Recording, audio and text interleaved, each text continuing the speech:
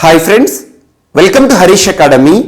ఈరోజు వార్తలు నిలిచిన జాతీయ అంతర్జాతీయ రాష్ట్రీయ అంశాల గురించి, వార్తలు నిలిచిన వ్యక్తులు, అవార్డులు, పుస్తకాలు, మరి క్రీడా సంబంధిత సమాచారం ఒక్కొక్క అంశాన్ని వివరంగా తెలుసుకుందాం. ఈరోజు ఫస్ట్ టాపిక్ వచ్చేసి దేశంలోనే మొట్టమొదటి అనే అంశంతో గుజరాత్ రాష్ట్ర హైకోర్టు ప్రత్యేకంగా వార్తలు నిలిచింది. గుజరాత్ రాష్ట్ర హైకోర్టు దేశంలోనే మొట్టమొదటి లేదా గుజరాత్ రాష్ట్రం దేశంలోనే మొట్టమొదటి ఇండియాస్ ఫస్ట్ అనే అంశంతో వార్తలు నిలిచింది. అదేంటంటే India's first digital justice clock. Digital justice clock ఇటీవల ఎక్కడ ఏర్పాటై వార్తలు నిలిచింది అంటే గుజరాత్ రాష్ట్ర హైకోర్టు లేదా అహ్మదాబాద్ హైకోర్టు అని గుర్తుంచుకోండి. Digital justice clock. సో పేరుకు మాత్రం క్లాక్ అని ఉంది, కానీ ఇది ఒక గడియారం కాదు. సింపుల్గా చెప్పాలంటే ఇది ఒక నోటీస్ బోర్డు లాంటిది, ఒక ప్రత్యేకమైన ఒక డిజిటల్ బోర్డు.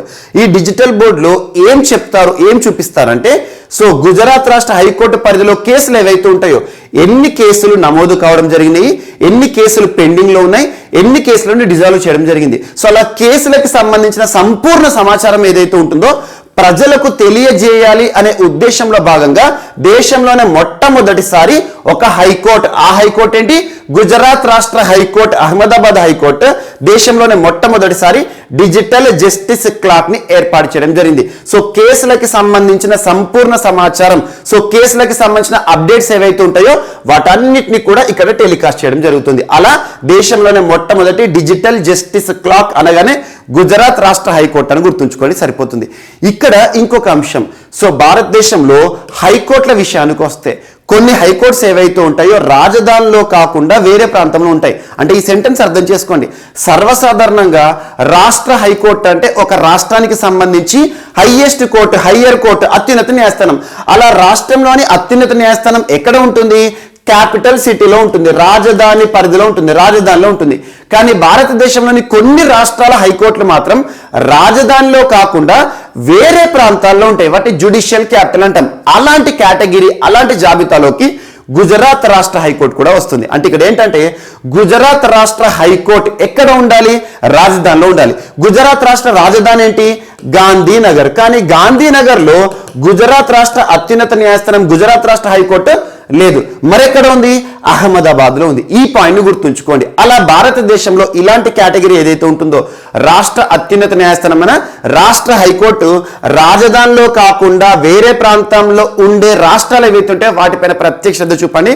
మీకు పాలిటీ పార్ట్ లో ఖచ్చితంగా ఒక ప్రశ్న అడుగుతారు. అలా చాలా ఉంటాయి. ఎగ్జాంపుల్ కేరళ రాష్ట్రానికి సంబంధించి, సో కేరళ రాష్ట్ర రాజధాని తిరువనంతపురం, కానీ కేరళ రాష్ట్ర అత్యున్నత న్యాయస్థానం తిరువనంతపురంలో లేదు, ఎర్నాకుళంలో ఉంటుంది. ఇలా అన్నట్టు. సో అలా కేరళ రాష్ట్రంతో పాటు మధ్యప్రదేశ్ రాష్ట్రం కానివ్వండి, ఛత్తీస్గఢ్ రాష్ట్రం కానివ్వండి, ఒడిషా రాష్ట్రము, ఉత్తరప్రదేశ్ రాష్ట్రము, ఉత్తరాఖండ్ రాష్ట్రము, గుజరాత్ రాష్ట్రము, రాజస్థాన్ రాష్ట్రము, అస్సాం రాష్ట్రానికి సంబంధించి రాష్ట్ర అత్యున్నత న్యాయస్థానాలు లేదా రాష్ట్ర హైకోర్టులు రాజధానిలో కాకుండా వేరే ప్రాంతాల్లో ఉంటాయి. ఈ పాయింట్ని గుర్తుంచుకోండి. అండ్ ఇక్కడ న్యాయ వ్యవస్థకి సంబంధించి ఒక హైకోర్టు గురించి డిస్కషన్ చేస్తున్నాం కాబట్టి గుజరాత్ రాష్ట్ర హైకోర్టు ఈరోజు దేశంలోనే మొట్టమొదటి అనే అంశం దేనికి సంబంధించి, India's first digital justice clock ఏర్పాటై వార్తలు ఇచ్చింది కదా. కేసులకు సంబంధించి అక్కడ ఏ రకంగా జరుగుతుంది, అసలు కేసులకు సంబంధించి పెండెన్సీ ఎంత మొత్తంలో ఉంది, ఏ రకంగా కేసులని సాల్వ్ చేయడం జరిగింది, అదంతా ఇక్కడ డిస్పోజ్ చేస్తారు. ఏదైతే ఉంటుందో మనకు డిస్ప్లే చేస్తారు. సో అలాంటిది గుజరాత్ రాష్ట్ర హైకోర్టు లాస్ట్ వీక్ లో కూడా వార్తలు ఇచ్చింది. అంటే తరచూ వార్తలు నిలుస్తున్న హైకోర్టులు ఏవైతే ఉంటే వీటిపైన ప్రత్యేక చూపండి. గుజరాత్ రాష్ట్ర హైకోర్టు లేదా అహ్మదాబాద్ హైకోర్టు లాస్ట్ ఒక 1 వీక్ 10 డేస్ బ్యాక్ ఎందుకు వార్తలు ఇచ్చింది, so English is the language of the medium in higher courts in India అనే అంశం చెప్పాను మీకు. అంటే భారతదేశంలోని న్యాయస్థానాలు, ఉన్నత న్యాయస్థానాలు ఏవైతే ఉంటాయో రాష్ట్రంలో అయితే అత్యున్నత న్యాయస్థానం హైకోర్టు, అదే దేశంలో అయితే అత్యున్నత న్యాయస్థానం ఏంటి, supreme court, apex court. So అలా ఈ హయ్యర్ కోర్ట్స్ ఏవైతే ఉంటాయి, హైకోర్ట్స్ కానివ్వండి, సుప్రీం కోర్టు కానివ్వండి, ఈ అత్యున్నత న్యాయస్థానాల్లో ఇంగ్లీష్ భాషని మాత్రమే వాడాలి అని చెప్పేసి ఆర్టికల్ 348 క్లాస్ 1 క్లాస్ ఏ గురించి చెప్పాను, ఆర్టికల్ 348 క్లాస్ 2 గురించి చెప్పాను. గవర్నర్ కి కల్పించబడిన అధికారం రాష్ట్రపతి యొక్క అనుమతితో అని చెప్పేసి వీటిని లింక్ చేసుకోండి. అప్పుడు కూడా గుజరాత్ రాష్ట్ర హైకోర్టుకి సంబంధించి మనం డిస్కస్ చేసాం. అలా ఇటీవల కాలంలో ఇంకొక హైకోర్టు కూడా వార్తలు ఇచ్చింది, కేరళ హైకోర్టు అంటే ఎర్నాకుళం హైకోర్టు. దేనికి సంబంధించి వార్తలు ఇచ్చింది, దేశంలోనే మొట్టమొదటి పేపర్లెస్ హైకోర్టుగా ఇటీవల వార్తలు నిలిచింది. ఈ విషయంలో అంటే పేపర్లెస్ హైకోర్టు అనగానే ఇటీవల మనకు కేరళ రాష్ట్ర హైకోర్టు గుర్తుకు రావాలి, ఎర్నాకుళం సంబంధించి. వీటిని లింక్ చేస్తూ చూడండి. అండ్ ఇటీవల కాలంలో కొన్ని వివాదాస్పద తీర్పులు ఇస్తూ వార్తలు ఇచ్చిన బాంబే హైకోర్టు కానివ్వండి, పుష్ప గనేదివాలా గారు కానివ్వండి, అండ్ అలహాబాద్ హైకోర్టు ఇటీవల పర్యావరణ సంరక్షణ చర్యల్లో భాగంగా గంగా నది మరియు యమునా నదిపై అధ్యయనం చేయడం చెప్పేసి ఐఐటీలకి కూడా ఆదేశాలు ఇచ్చింది. ఇలాంటి అంశాలను సో హైకోర్టులకి సంబంధించి ఏదైనా వార్తలు ఇస్తే లింక్ చేసుకోండి. అండ్ ఇక్కడ గుజరాత్ రాష్ట్రానికి సంబంధించి కూడా ఇటీవల చాలా అంశాలు చూసాం మనం. ఇండియాస్ ఫస్ట్ అనే అంశంలో India's first sports arbitration centre, sports arbitration అనే పదం ఎక్కడ కనిపించినా కూడా వివాదాల పరిష్కారం అనే అర్థం ఇస్తుంది. స్పోర్ట్స్ ఆర్బిట్రేషన్ సెంటర్ అంటే క్రీడా సంబంధిత వివాదాలను పరిష్కరించడానికి ఏర్పాటు చేయబడిన ప్రత్యేక కేంద్రం. దేశంలోనే మొట్టమొదటి స్పోర్ట్స్ ఆర్బిట్రేషన్ సెంటర్ ఇటీవల గుజరాత్ రాష్ట్రానికి సంబంధించి మనం డిస్కస్ చేయడం జరిగింది. ఎట్ ద సేమ్ టైం ఇటీవల కాలంలో గుజరాత్ రాష్ట్రం ఇండియాస్ ఫస్ట్ అనే అంశం ముఖ్యంగా మ్యారిటైమ్ ఆర్బిట్రేషన్ సెంటర్. మ్యారిటైమ్ అనే పదం ఎక్కడ కనిపించినా that is the term related to sea, సముద్ర ప్రాంతాలకు సంబంధించినట్టు. సో సముద్ర ప్రాంత వివాదాలు ఏవైతే ఉంటే వారి పరిష్కారం కోసం ఏర్పాటు చేయబడిన మ్యారిటైమ్ ఆర్బిట్రేషన్ దేశంలోనే మొట్టమొదటి గుజరాత్ రాష్ట్రానికి సంబంధించి గాంధీనగర్లో ఏర్పడే వార్తలు ఇచ్చింది. ఇలాంటి అంశాలను ఇవన్నీ కూడా న్యాయ వ్యవస్థకి సంబంధించిన అంశాలు కాబట్టి లింక్ చేస్తూ చెప్పడం జరిగింది. ఇక్కడ మాత్రం India's first digital justice clock అనగానే అహ్మదాబాద్ హైకోర్టు, గుజరాత్ రాష్ట్ర హైకోర్టు అని గుర్తుంచుకోండి. అండ్ నెక్స్ట్ ఈరోజు సెబీ. సో భారతదేశంలో కొన్ని కంట్రోలింగ్ ఆర్గనైజేషన్స్ ఏవైతే ఉంటాయో, నియంత్రణ సంస్థలు ఏవైతే ఉంటాయో, అత్యున్నత సంస్థలు, వాటిపైన ప్రత్యేకంగా చూడండి. సెబీ అంటున్నాను. సెబీ అనేది ఒక యాక్రోనిమ్. దీని యొక్క ఫుల్ ఫామ్ ఏంటి? Securities exchange board of India. ఇక్కడ చూడండి each and every part. So securities exchange board భారతదేశంలో స్టాక్ మార్కెట్లకి సంబంధించి, షేర్ మార్కెట్లకి సంబంధించి నియంత్రించే సంస్థ ఏది అంటే సెబీ. నియంత్రించే సంస్థ అంటే ఇది ఒక నియంత్రణ సంస్థ. భారతదేశంలో కొన్ని నియంత్రణ సంస్థలు ఉన్నాయి. అందులో ఎగ్జాంపుల్ నియంత్రణ సంస్థ, ఇప్పుడు భారతదేశంలో స్టాక్ మార్కెట్స్ ట్రేడింగ్ చేసేవారు ఉంటారు చాలా మంది. ఇంట్రాడే కానివ్వండి, లాంగ్ టైమ్ ఇన్వెస్ట్మెంట్ చేసేవారు, డిమాట్ అకౌంట్ ఉంటుంది కదా, డిమాట్ అకౌంట్ ఓపెన్ చేసేసి చాలా మంది పర్సనల్ గా వారికి వారు ఇన్వెస్ట్ చేస్తున్నారు. సో అలా భారతదేశంలో స్టాక్ మార్కెట్లు, స్టాక్స్, షేర్స్, ఈ మార్కెట్ ని నియంత్రించే సంస్థ, నియంత్రణ సంస్థ, రెగ్యులేటరీ సంస్థ ఏదంటే సెబీ. అలా భారతదేశంలో బ్యాంకింగ్ వ్యవస్థను నియంత్రించే సంస్థ ఏదంటే మనకు ఆర్బీఐ. గుర్తుంచుకోండి, ఆర్బీఐ అంటే భారతదేశంలో బ్యాంకులకే బ్యాంకింగ్ వ్యవస్థను నియంత్రించే బ్యాంక్ అనొచ్చు. సో ఆర్బీఐ బ్యాంకింగ్ వ్యవస్థ మొత్తం కూడా ఆర్బీఐ పరిధిలో పనిచేస్తుంది, ఒక నియంత్రణ సంస్థ. అలా ఇన్సూరెన్స్, బీమా సంస్థ ఉంటుంది. ఇన్సూరెన్స్ భారతదేశంలో ఇన్సూరెన్స్ సెక్టర్ మొత్తాన్ని కూడా రెగ్యులేట్ చేసే, మేనేజ్ చేసే ఒక సంస్థ ఏదంటే insurance regulatory development authority of India, IRDAI. And భారతదేశంలో టెలికాం రంగానికి సంబంధించి, టెలికాం రంగం మొత్తాన్ని కూడా నియంత్రించే సంస్థ TRAI, telecom regulatory authority of India. అలా భారతదేశంలో నియంత్రణ సంస్థలు ఏవైతే ఉంటాయో అవి వార్తలు ఇస్తే ఖచ్చితంగా చూడండి. ఇక్కడ SEBI, securities exchange board of India, నియంత్రణ సంస్థ, రెగ్యులేటరీ సంస్థ వార్తలు ఇచ్చింది. కాబట్టి దీనికి సంబంధించి కొన్ని బేసిక్ డేటా. అదేంటంటే 1988 ఇయర్ ఏప్రిల్ 12న సెబీ అనేది ఏర్పాటైంది. సో ముంబై కేంద్రంగా ప్రస్తుతం పనిచేస్తుంది. దీనికి చట్టబద్ధత ఇవ్వడం జరిగింది. ప్రస్తుతం ఇది ఒక statutory body. 1992 year SEBI act ఆధారంగా సెబీకి చట్టబద్ధత ఇవ్వడం జరిగింది. ఇది గుర్తుంచుకోండి. చట్టబద్ధ సంస్థ అంటే ఏం లేదు, ఒక సంస్థ ఒక చట్టం ఆధారంగా పనిచేస్తుంది అంటే అది చట్టబద్ధ సంస్థ. అలా ఎగ్జాంపుల్ మనకు నేషనల్ గ్రీన్ ట్రిబ్యునల్ యాక్ట్ ఉంటుంది అన్నట్టు, చట్టం అనేది పనిచేస్తుంది అన్నట్టు. అలా భారతదేశంలో national commission for women act ఆధారంగా ఏర్పడింది. చట్టం ఆధారంగా భారతదేశంలో ఏర్పడిన సంస్థలను చట్టబద్ధ సంస్థ లేదా స్టాచ్యుటరీ బాడీ అంటాం. అదే మన భారతదేశంలో అమలయ్యే అత్యున్నత చట్టం supreme law of the land, constitution ఉంటుంది కదా, ఇండియన్ కాన్స్టిట్యూషన్, రాజ్యాంగంలోని ఏదో ఒక భాగంలో, ఏదో ఒక ప్రాంతంలో ఒక ఆర్టికల్ రూపంలో ఒక సంస్థ గురించి పేర్కొన్నారనుకోండి, దాన్ని రాజ్యాంగబద్ధ సంస్థ అంటాం. సో రాజ్యాంగంలో పేర్కొన్నప్పటికీ కూడా పార్లమెంట్ ఒక చట్టాన్ని రూపకల్పన చేసి ఒక సంస్థను ఏర్పాటు చేస్తే దాన్ని చట్టబద్ధ సంస్థ అంటాం. సో 1992 ఇయర్లో చట్టబద్ధ సంస్థగా వార్తలు నిలిచిన సెబీ ఏదైతే ఉంటుందో ముంబై హెడ్ క్వార్టర్గా పనిచేస్తుంది ఇక్కడ. సో సెబీకి సంబంధించి ఒక యాప్ వార్తలు ఇచ్చింది. ఈ యాప్ పేరు గుర్తుంచుకోండి, సారథి అనే ఒక యాప్.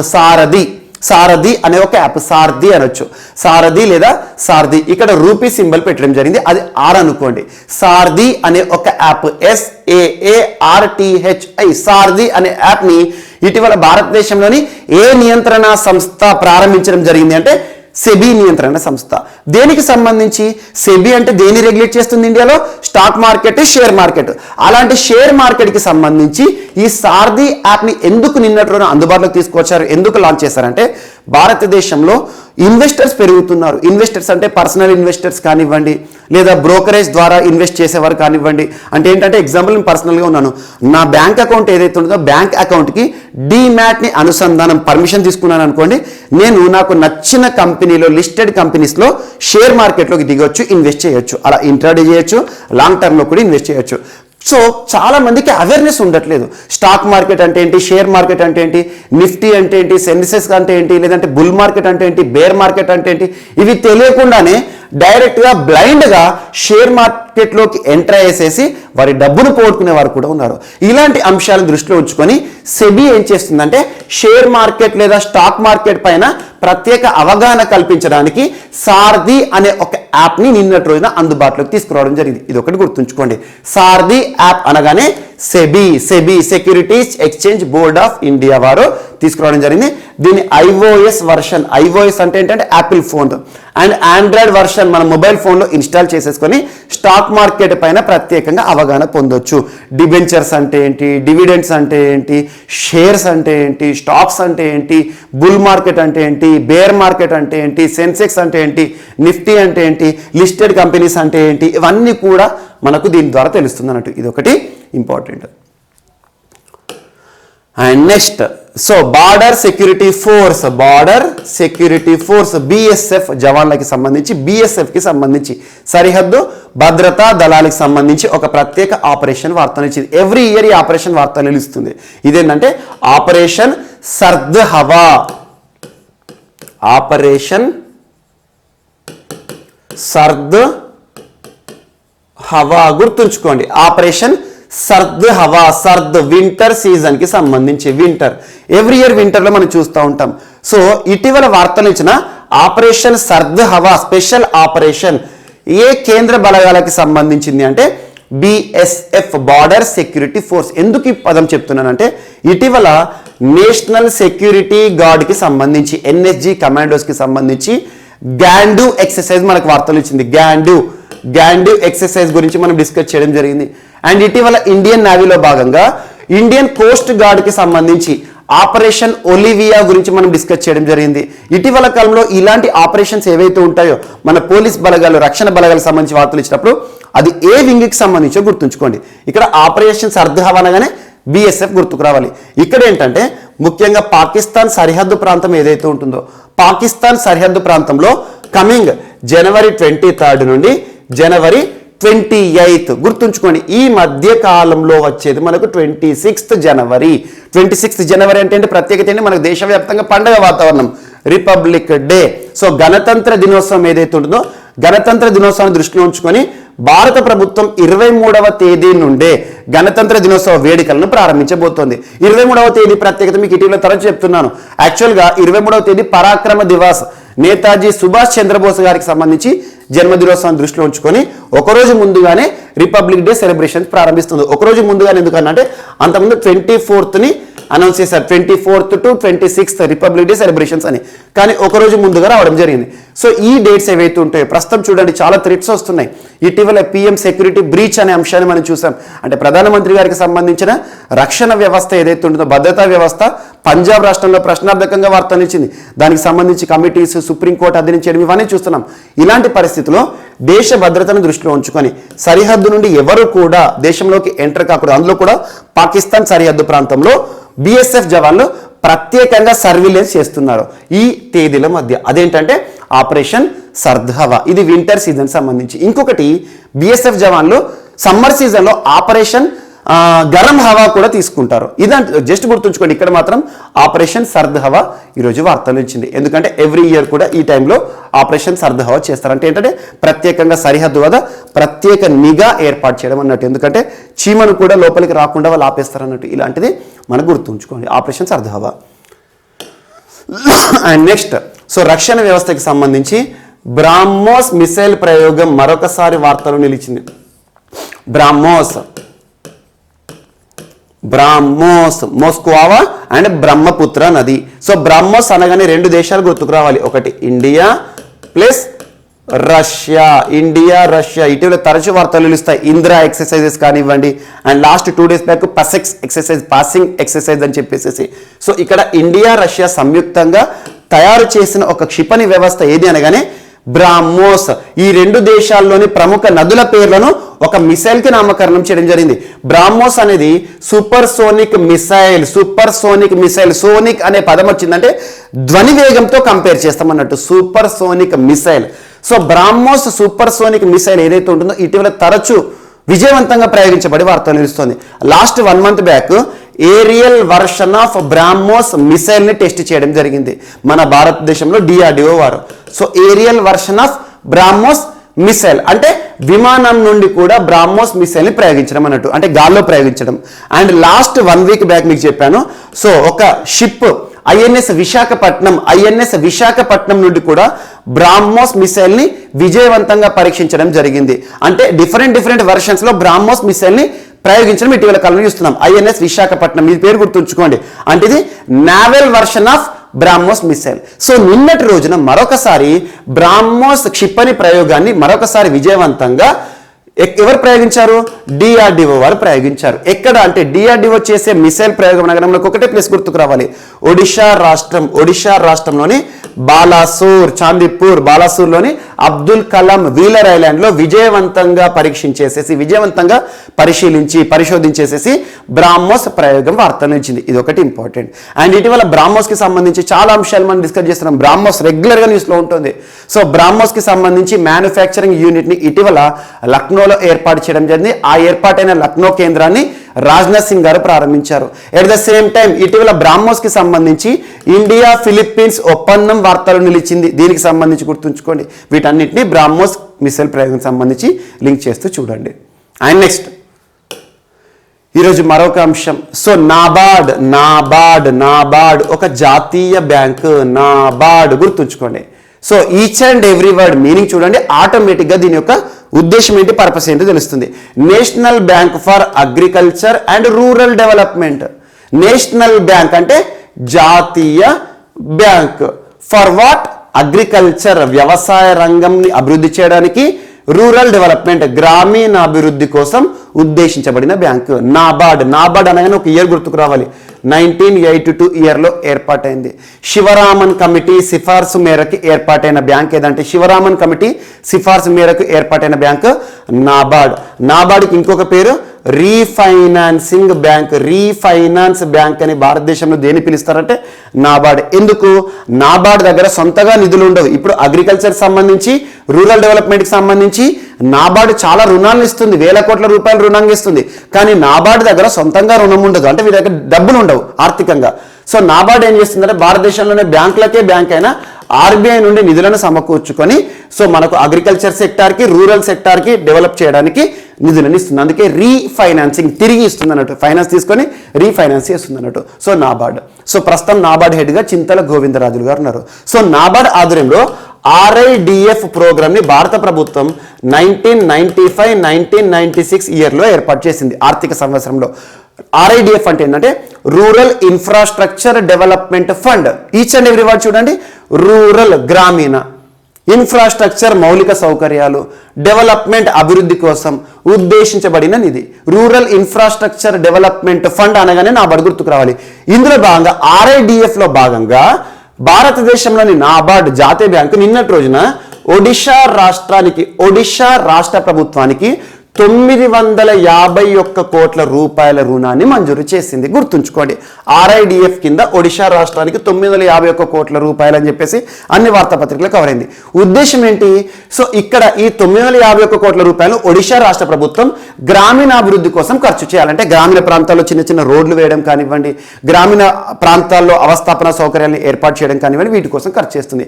RIDF కింద నాబార్డ్ ఒడిషా రాష్ట్రానికి 951 కోట్ల రూపాయల RIDF నిధులను విడుదల చేసింది. జస్ట్ గుర్తుంచుకోండి. ఇక్కడ నాబార్డుకి సంబంధించి చాలా ఇంపార్టెంట్, ఎవ్రీ టైం కూడా పోటీ పరీక్షలో నాబార్డుకి సంబంధించి ఈ 4 పాయింట్ల పైన ఏదో ఒక ప్రశ్న అడుగుతున్నాను. అందుకే ఈ పాయింట్స్ని తరచు మీకు రిపీట్ చేస్తున్నాను.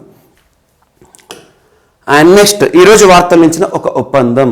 సో ఎంఎస్డిఈ అంటే ministry of skill and development enterprise. Ministry of skill development అని గుర్తుంచుకోండి. Ministry of skill development. ప్రస్తుతం మినిస్ట్రీ ఆఫ్ స్కిల్ డెవలప్మెంట్ సంబంధించి కన్సర్న్ మినిస్టర్గా ఎవరు డ్యూటీ డిశ్చార్జ్ చేస్తున్నారంటే ministry of education Dharmendra Pradhan గారు మినిస్ట్రీ ఆఫ్ స్కిల్ డెవలప్మెంట్కి సంబంధించి మంత్రిగా ఉన్నారు. అండ్ ఏ సంస్థతో ఒప్పందం? ఒక university, IGNOU, Indira Gandhi national open university. చాలా మందికి తెలిసి ఉంటుంది. భారతదేశంలో డిస్టెన్స్ ఎడ్యుకేషన్ ప్రొవైడ్ చేసే ఒక అత్యున్నత విశ్వవిద్యాలయం అనుకోవచ్చు. ఇగ్నో, ఇందిరాగాంధీ నేషనల్ ఓపెన్ యూనివర్సిటీకి మరియు ministry of skill development and ఎంటర్ప్రైజ్కి మధ్య కుదిరిన ఒప్పందం వార్తలు ఇచ్చింది. ఈ ఒప్పందం యొక్క ఉద్దేశం ఏంటంటే, సో క్యాండిడేట్స్ ఎవరైతే ఉంటారో, సో యువత ఎవరైతే ఉంటారో, యువతకి సంబంధించి స్కిల్ ఇండియాలో భాగంగా నైపుణ్యాభివృద్ధి కార్యక్రమాలను ప్రొవైడ్ చేయడం. So ministry of skill development ఆధ్వర్యంలో ఈ ఇగ్నో పరిధిలో యువత ఎవరైతే ఉంటారో వారికి స్కిల్ డెవలప్మెంట్ ఇవ్వడం అన్నట్టు, నైపుణ్యం. సో ప్రస్తుతం చూడండి చాలా వరకు కూడా టెక్నాలజీ ఉంది. టెక్నాలజీకి సంబంధించి నైపుణ్యాభివృద్ధి కార్యక్రమాలను, నైపుణ్యాభివృద్ధి శిక్షణ కార్యక్రమాలను నిర్వహించడం అనేది ఈ ఒప్పందం యొక్క ఉద్దేశం. జస్ట్ గుర్తుంచుకోండి, ఎంఎస్డిఈ ఇగ్నో మధ్య కుదిరిన ఒప్పందం స్కిల్ ఇండియా ప్రోగ్రాంలో భాగంగా స్కిల్ డెవలప్మెంట్కి సంబంధించి భారతదేశంలో యువతకి సంబంధించి అని గుర్తుంచుకోండి. ఆజాదీ కా అమృత్ మహోత్సవ్లో భాగంగా ఈ ఒప్పందం వార్త నిలిచింది. అండ్ నెక్స్ట్ ఈరోజు మరొక అంశం, ఒక షెడ్యూల్ వార్తలు నిలిచింది. అదేంటంటే ఇండియా సెంట్రల్ ఏషియా సమ్మిట్, అంటే భారతదేశము మధ్య ఆసియా దేశాలకి సంబంధించిన సదస్సు. ఇక్కడ మధ్య ఆసియా దేశాల పేర్లు గుర్తుంచుకోండి. ఒకటి Tajikistan, second Turkmenistan, Kazakhstan, Kyrgyzstan, Uzbekistan. 5 దేశాల పేర్లు గుర్తుంచుకోండి. Central Asian countries. ఒకప్పుడు యుఎస్ఎస్ఆర్లో భాగం. సో యుఎస్ఎస్ఆర్ 1990స్లో విచ్ఛిన్నమైన తర్వాత చిన్న చిన్న దేశాలన్నీ విడిపోయినాయి అన్నట్టు, అందులో ఇవి కూడా ఉంటాయి. So Tajikistan, తుర్కమిస్తాన్ and Kazakhstan, Kyrgyzstan, Uzbekistan. So ఇక్కడ ఏవైతే ఉంటాయో ఈ దేశాలు సెంట్రల్ ఏషియా దేశాలు. ఎందుకు వీటిని ప్రత్యేకంగా చెప్పానంటే, ఇవి రానున్న జనవరి 26వ తేదీ రిపబ్లిక్ డే సెలబ్రేషన్స్, గణతంత్ర దినోత్సవ వేడుకలకు అతిథులుగా ఈ దేశాధినేతలను ఇన్వైట్ చేయడం అని చెప్పింది. మనం ఒక 1 month బ్యాక్ డిస్కస్ చేసాం. అంటే రానున్న గణతంత్ర దినోత్సవ వేడుకలకు అతిథులుగా విచ్చేనున్న దేశాధినేతలు ఏ దేశాలకు సంబంధించి అంటే సెంట్రల్ ఏషియా దేశాలకు సంబంధించి ఆ దేశాల పేర్లు ఇవి. అంటే ఈ దేశాలకు సంబంధించి దేశాలు రాబోతున్నారు. వచ్చిన తర్వాత జనవరి 26వ తేదీన వీరు అతిథులుగా వస్తారు కదా. జనవరి 27వ తేదీన భారత ప్రధాని నరేంద్ర మోదీ గారు వీరితో ప్రత్యేకంగా ఒక వర్చువల్ సదస్సును నిర్వహించబోతున్నారు. ఇది ఒకటి గుర్తుంచుకోండి. సో రానున్న జనవరి 27వ తేదీన భారత ప్రధాని నరేంద్ర మోదీ గారి ఆధ్వర్యంలో ఒక వర్చువల్ సమ్మిట్ సెంట్రల్ ఏషియా దేశాలకి సంబంధించి వార్తలు ఇచ్చింది, షెడ్యూల్ వార్తలు ఇచ్చింది. ఇందులో డిస్కస్ చేయాల్సిన అంశాలు ఏముంటాయి? ఇండియా తజకిస్తాన్ సంబంధాలు, ఇండియా ఉజ్బెకిస్తాన్ సంబంధాలు ఏ రకంగా మెరుగ్గా ఉండాలి, సెంట్రల్ ఏషియాతో ఇండియాకున్న సత్సంబంధాలు ఎప్పుడు ప్రారంభమై ఏ రకంగా ఉన్నాయని చెప్పేసి అవన్నీ కూడా డిస్కస్ చేస్తారు. మరిన్ని సంబంధాలు ఏ రకంగా ముందుకు తీసుకెళ్లాలని చెప్పేసి ప్రత్యేకంగా మోడీ గారి ఆధ్వర్యంలో ఈ మీటింగ్ని మనం చూడబోతున్నాం. ఇది ఒకటి ఇంపార్టెంట్. అండ్ నెక్స్ట్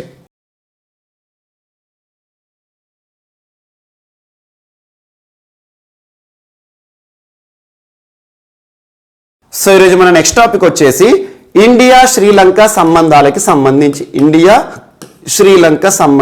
సంబంధించి ప్రస్తుతం శ్రీలంక ఎదుర్కొంటున్న ఆర్థిక సమస్యల గురించి తరచూ మనం డిస్కస్ చేయడం జరుగుతుంది. శ్రీలంక చాలా దారుణమైన పరిస్థితిలో ఉంది. ముఖ్యంగా వారు ఎదుర్కొంటున్న ఆర్థిక సమస్యలు. ప్రస్తుతం శ్రీలంకలో ఆర్థిక అత్యవసర పరిస్థితి కూడా అమల్లో ఉంది. ఇలాంటి పరిస్థితిలో ఆర్థిక సమస్యలతో కొట్టుమిట్టాడుతున్న శ్రీలంక దేశానికి తరచూ భారతదేశం ప్రకటిస్తున్న ఆర్థిక సాయాన్ని మనం డిస్కస్ చేస్తున్నాం. అందులో భాగంగా ప్రస్తుతం ఆర్థిక సమస్యలతో కొట్టుమిట్టాడుతున్న శ్రీలంక దేశానికి ఇంధన అవసరాలు తీర్చడానికి, ఇంధన అవసరాలను విదేశాల నుండి దిగుమతి చేసుకోవడానికి ఉపయుక్తంగా ఉంటుందని చెప్పేసి భారత ప్రభుత్వం 500 million US$ line of credit ని నిన్నటి రోజున ప్రకటిస్తూ వార్తలు ఇచ్చింది. $500 మిలియన్ ఆర్థిక సాయం అని గుర్తుంచుకోండి. ఎందుకు ఈ పర్పస్ ఏంటి?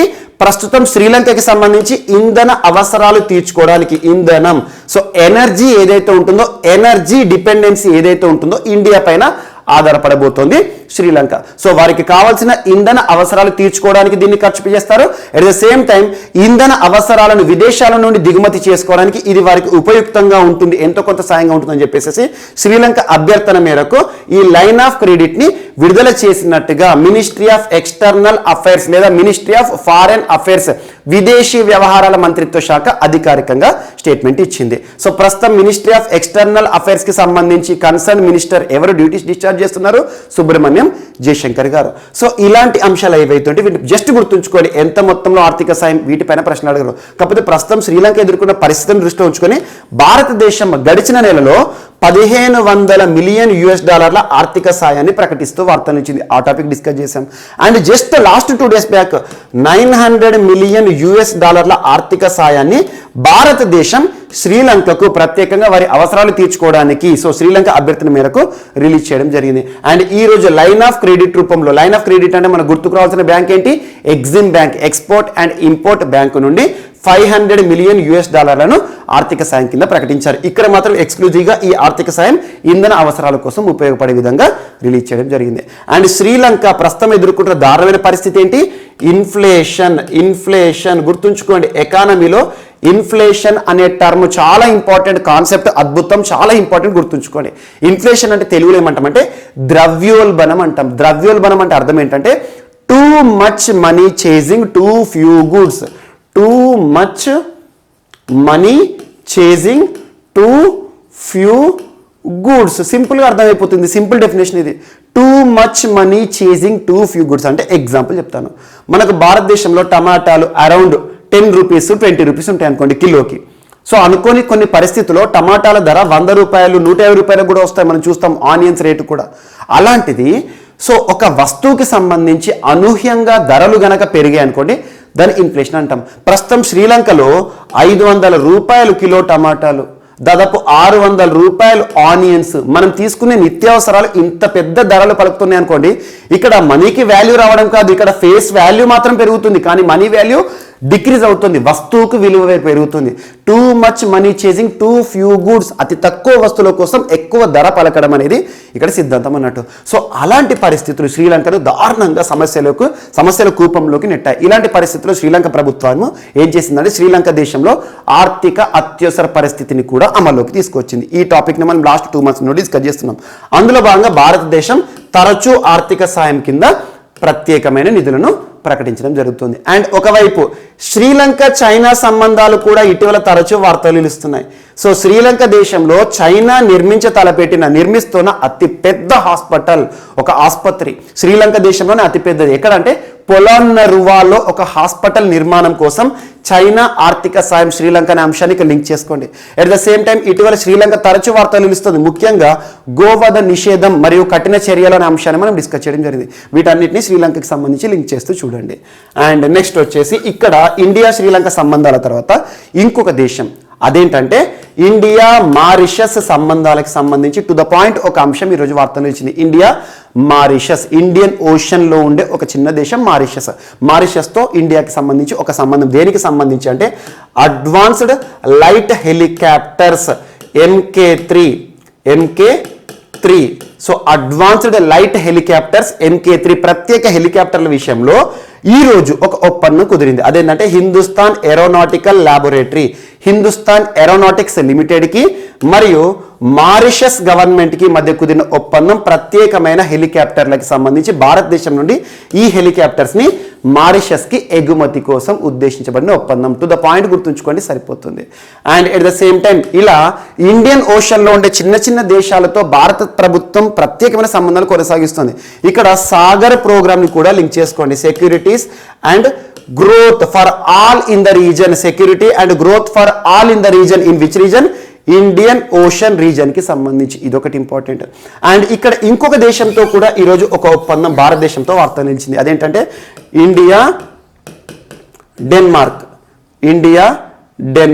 డెన్మార్క్ అంటేనే చాలాసార్లు వార్తలు ఇస్తుంది, ముఖ్యంగా డైరీ సెక్టర్ పైన ఎక్కువగా ఆధారపడిన దేశము. అండ్ చాలా ఇండెక్స్లో డెన్మార్క్ దేశం టాప్ ప్లేస్లో నిలుస్తుంది సూచీస్లో. అండ్ డెన్మార్క్ లాస్ట్ ఇయర్ మింకులను చంపేస్తూ కూడా వార్తలు నిలిచింది. ఇలాంటి అంశాలు. సో ఇక్కడ ఇండియా డెన్మార్క్ ఒప్పందం ఏంటంటే సో గ్రీన్ ఫ్యూయల్స్ లేదా క్లీన్ ఫ్యూయల్స్ విషయంలో టెక్నాలజీ ట్రాన్స్ఫర్. ప్రస్తుతం చూడండి, హరిత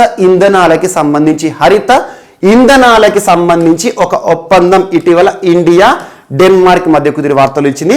సాంకేతిక సాయాన్ని ఇరు దేశాలు కూడా ఇవ్వడం. మనందరికీ తెలుసు, భారతదేశానికి సంబంధించి ప్రస్తుతం మనం గ్రీన్ ఎనర్జీ వైపు పయనిస్తున్నాం.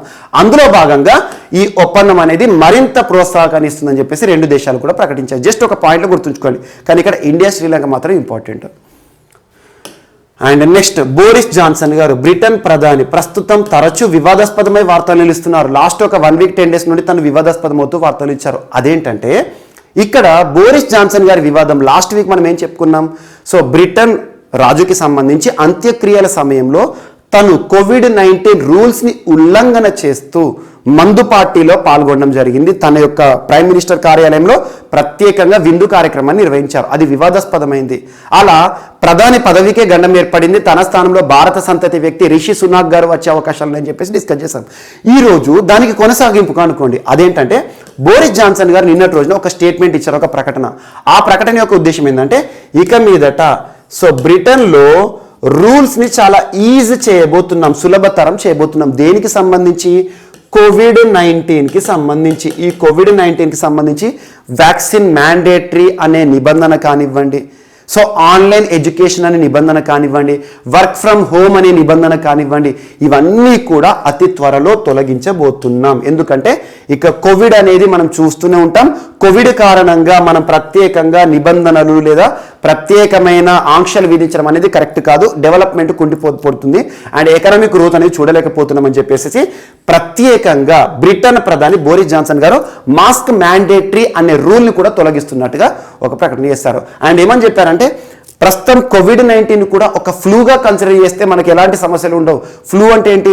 మనకు జలుబు కానీ, దగ్గు కానీ, లేదా ఫీవర్ కానీ వస్తూ ఉంటాయి, పోతూ ఉంటాయి. అలా కూడా COVID-19ని ఒక సాధారణంగా ట్రీట్ చేయండి.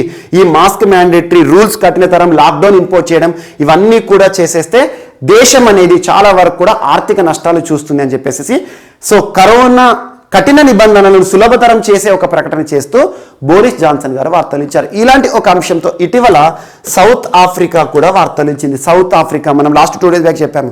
సౌత్ ఆఫ్రికా ప్రభుత్వం ఏం చెప్పింది? ఇక మీదట COVID-19 కేసులు ఎన్ని పెరిగినా కూడా లాక్డౌన్ని మాత్రం విధించబోమని చెప్పేసి కరాఖండిగా చెప్పిన దేశంగా సౌత్ ఆఫ్రికాని చూస్తాం. ఇదొకటి ఇంపార్టెంట్. అండ్ ఇక్కడ బోరిస్ జాన్సన్ గారు ఏం చెప్తున్నారు? ఈ వ్యాక్సిన్ సర్టిఫికేట్లు, ఈ మాస్కులు పెట్టుకోవడాలు, ఇవన్నీ మ్యాండేటరీ అనే నిబంధన ఉంది కదా, వాటన్నిటిని తొలగిస్తున్నట్టుగా ఒక ప్రకటన చేశారు. ఇదొకటి important. And next, so government digital mission, digital government mission లేదా government digital mission, digital government mission అనే ఒక ప్రత్యేక మిషన్ని ప్రారంభించడం జరిగింది. Ministry of information technology and electronics, ministry of electronics and information technology, ministry of electronics and information technology. ప్రస్తుతం concern minister ఎవరున్నారు? సాంకేతిక మంత్రిత్వ శాఖ అనొచ్చు. ఎవరు? అశ్విని కుమార్ వైష్ణవ్ గారు. అశ్విని కుమార్ వైష్ణవ్ గారు రైల్వే శాఖ మంత్రిగా కూడా తనే ఉన్నారు. ఒడిశా రాష్ట్రానికి సంబంధించి తన బ్యాక్గ్రౌండ్ యాక్చువల్గా తన యొక్క బయోడేటా అద్భుతంగా ఉంటుంది. సో అశ్విని కుమార్ వైష్ణవ్ గారు ministry of electronics and information technology సంబంధించి నిన్నటి రోజున డిజిటల్ గవర్నమెంట్ మిషన్ని ప్రారంభించారు. ఒక ప్రత్యేకమైన కార్యాచరణ అన్నట్టు. దేనికి సంబంధించి అంటే ప్రస్తుతం మనం చూస్తున్నాం డిజిటల్ ఇండియాలో భాగంగా ప్రభుత్వం నుండి వచ్చే అన్ని రకాల సేవలు, సర్వీసెస్ కూడా మనం ఆన్లైన్లో చూస్తున్నాం. ఇందులో భాగంగా ఈ ఆన్లైన్ సేవలు, గవర్నమెంట్ బెనిఫిట్స్ ఏవైతే ఉంటాయో, గవర్నమెంట్ నుండి బెనిఫిషరీస్కి వచ్చే బెనిఫిట్స్ అన్నింటినీ కూడా మరింత వేగవంతం చేయడంలో భాగంగా ఈ డిజిటల్ గవర్నమెంట్ మిషన్ని ప్రారంభిస్తున్నాం అని చెప్పారు. ఏం లేదు, సిటిజన్స్కి కావలసిన సర్వీసెస్ అన్నింటినీ కూడా ఆన్లైన్ విధానంలో మరింత వేగంగా అందించడానికి ఉద్దేశించబడిన ఒక ప్రత్యేక మిషన్. ఇప్పటివరకు చూడండి, కొన్ని ఆన్లైన్ విధానంలోనే మనం సేవలు పొందుతాం, కాకపోతే రిక్వెస్ట్ చేయాల్సి ఉంటుంది. కొన్ని రెన్యువల్స్ ఉంటాయి, ఎవ్రీ 1 ఇయర్కి రెన్యువల్ చేయాల్సి ఉంటుంది. రెన్యువల్ చేయకపోతే సర్వీసెస్ ఆన్లైన్ విధానంలో కూడా సర్వీస్ ఆగిపోతాయి. ఇక్కడ ఏం చెప్తున్నారు మంత్రి గారు అంటే ఏ రెన్యువల్స్ అవసరం లేకుండా, ఎలాంటి రిక్వెస్ట్లు అవసరం లేకుండా ప్రభుత్వం నుండి రావాల్సిన అన్ని సేవలు కూడా ప్రజలకు నిరంతరం అందాలి, వేగవంతంగా అందాలని చెప్పేసి డిజిటల్ గవర్నమెంట్ మిషన్ని ప్రారంభించడం జరిగింది. ఇది ఒకటి ఇంపార్టెంట్.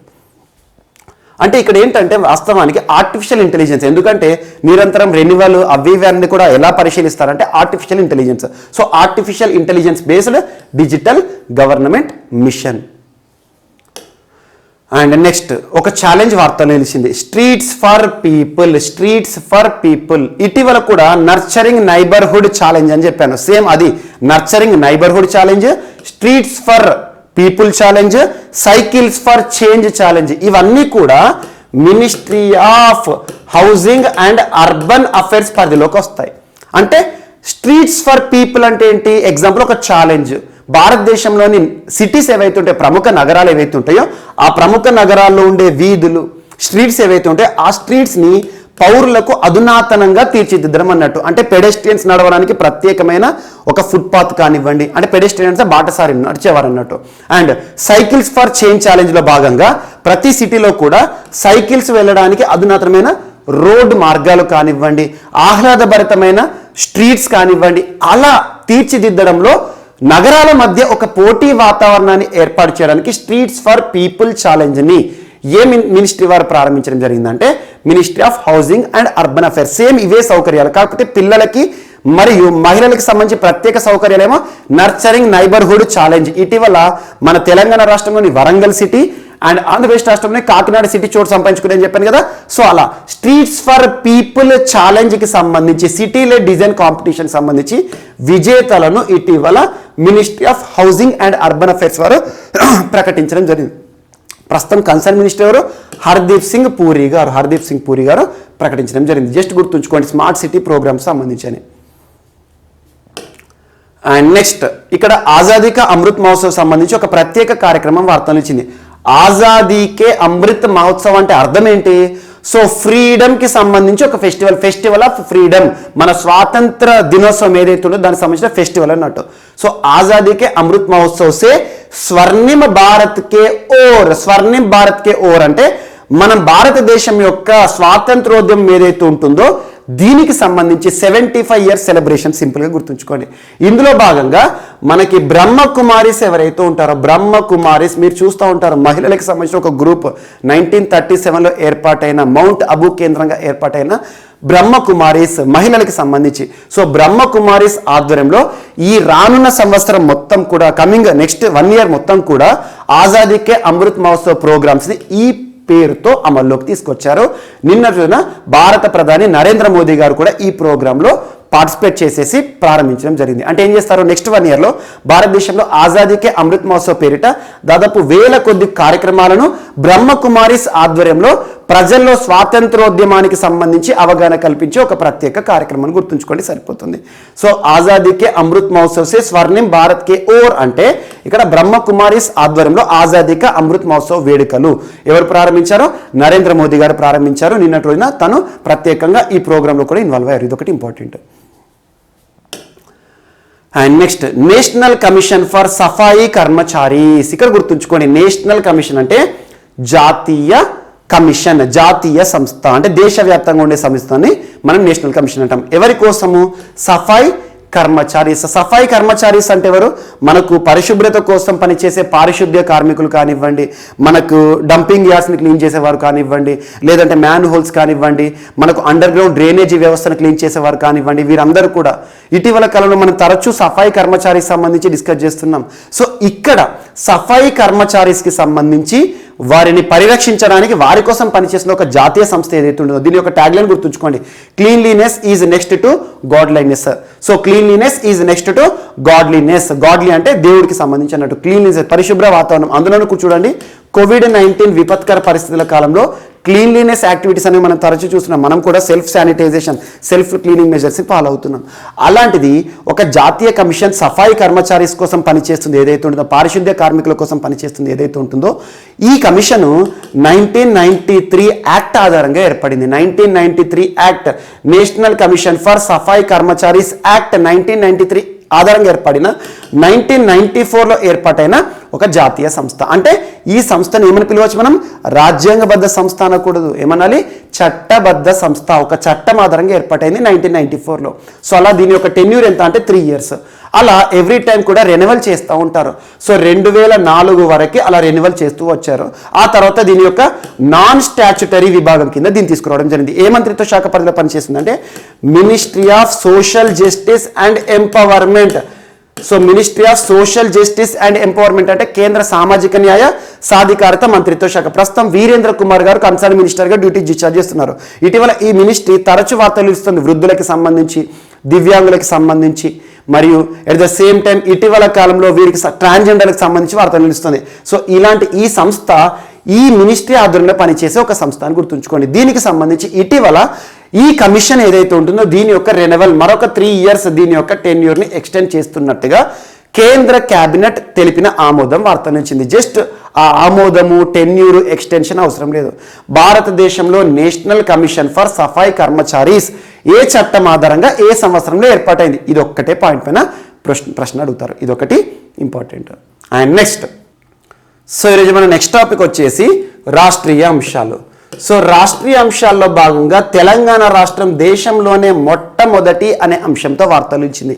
దేశంలోనే మొట్టమొదటి gas insulated substation, gas insulated substation ఇటీవల ఏ రాష్ట్రంలో ఏర్పాటై వార్తలు నిలిచింది అంటే తెలంగాణ రాష్ట్రం. దేశంలోనే మొట్టమొదటి గ్యాస్ ఇన్సులేటెడ్ సబ్స్టేషన్, సబ్స్టేషన్ అంటే ఎలక్ట్రిసిటీకి సంబంధించి ఎక్కడ ఏర్పాటైంది? సో తెలంగాణ రాష్ట్రంలోని రాయదుర్గం వద్ద ఏర్పాటైంది. దీని యొక్క కెపాసిటీ ఎంత అంటే 400 kV. తెలంగాణ రాష్ట్ర ప్రభుత్వం దాదాపు 1400 కోట్ల రూపాయల ఖర్చుతో నిర్మించిన ఈ రాయదుర్గం సబ్స్టేషన్ ఏదైతుందో దీని యొక్క ప్రత్యేకత ఏంటి?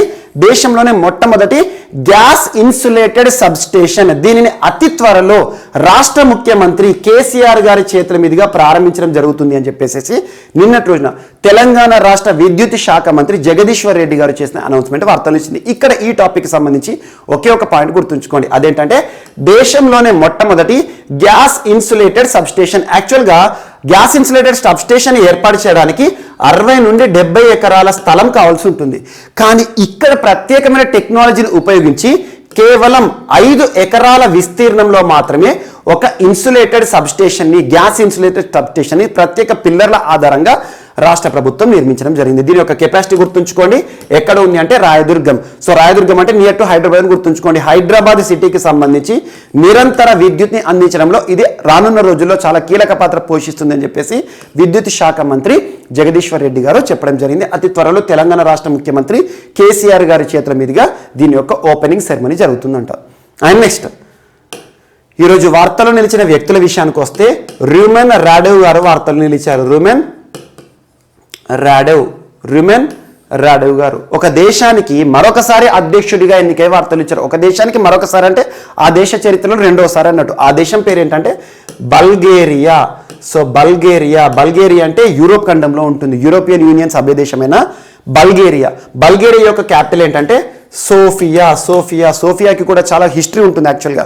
సో బల్గేరియా క్యాపిటల్ ఏదైతే సోఫియా హిస్టరీ ఏంటంటే చరిత్రలో సోఫియా క్యాపిటల్ వేదికగా చాలా ఇంపార్టెంట్ ఈవెంట్స్, ఇంటర్నేషనల్ సమ్మిట్స్ కూడా జరిగినాయి. సో అలా సోఫియా రాజధాని దేనికి సంబంధించి అంటే బల్గేరియా. సో బల్గేరియా దేశానికి నూతన ప్రెసిడెంట్గా, నూతన అధ్యక్షుడిగా ఇటీవల ప్రమాణ స్వీకారం చేస్తూ వార్తలు ఇచ్చిన పర్సన్ ఎవరంటే రూమెన్ రాడేవ్. తన గురించి చాలాసార్లు మనం డిస్కస్ చేయడం జరిగింది. ఈరోజు మరొకసారి వార్తలు ఇచ్చారు. రూమెన్ రాడేవ్ బల్గేరియా నూతన అధ్యక్షులుగా నిన్నట్టున్న పదవీ ప్రమాణ స్వీకార కార్యక్రమం కూడా ముగిసింది. అండ్ నెక్స్ట్, ఈరోజు వార్తలు నిలిచిన చివరి పర్సన్ సో మిస్సెస్ వరల్డ్గా వార్తలు ఇచ్చారు. మిస్సెస్ వరల్డ్గా వార్తలు నిలిచిన అమెరికన్కి సంబంధించి ఒక సుందరి. తన పేరు గుర్తుంచుకోండి. తన పేరు ఏంటంటే షేలిన్ ఫోర్డ్. ఇటీవల మిస్సెస్ వరల్డ్ 2022కి సంబంధించి వార్తలు నిలిచిన సో అందాల సుందరి పేరు ఏంటంటే షేలిన్ ఫోర్డ్. ఎక్కడికి సంబంధించిన వారంటే యుఎస్ఏకి సంబంధించి. ఇటీవల అమెరికాలోని లాస్ ఏంజలస్ వేదికగా ప్రారంభమైన మిస్సెస్ వరల్డ్ కాంపిటీషన్లో తను గెలుపొందడం జరిగింది. 37 years ఏజ్లో మిస్సెస్ వరల్డ్గా కిరీటాన్ని, సో ఒక ప్రపంచ సుందరిగా కిరీటాన్ని గెలుపొందిన షేలిన్ ఫోర్డ్ అమెరికాకి సంబంధించిన వారని గుర్తుంచుకోండి. అండ్ ఇటీవల మిస్ యూనివర్స్కి సంబంధించి మన విశ్వసుందరిగా వార్తలు ఇచ్చిన హర్నా సంధు గారి పైన ఖచ్చితంగా రానున్న పోటీ పరీక్షలు ప్రశ్న అడుగుతారు. పంజాబ్కి సంబంధించి మన భారతీయురాలు. సో ఇలాంటి అంశాల వార్తలు నిలిస్తే ప్రత్యేకంగా లింక్ చేసుకోండి. సో ఇవి వార్తలు నిలిచిన అంశాలు. మిస్లేనియస్ అంశాలు ఏమైనా మిగిలిపోతే మాత్రం రేపటి క్లాస్లో యాడ్ చేసుకుని నేర్చుకుందాం. రేపు కలుద్దాం. Thank you.